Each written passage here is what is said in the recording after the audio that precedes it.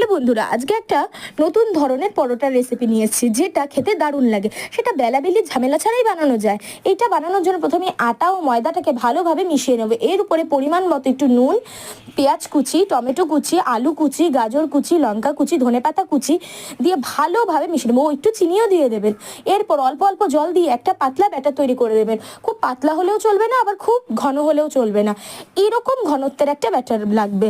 তার উপরে একটু বেকিং সোডা মিশিয়ে নিন। এরপর এটা ভাজার পালা। তার জন্য কড়াইতে একটু তেল গরম করতে দিন। তার মধ্যে একটু জোয়ান ও জিরেও দিয়ে দেবেন, টেস্ট হবে।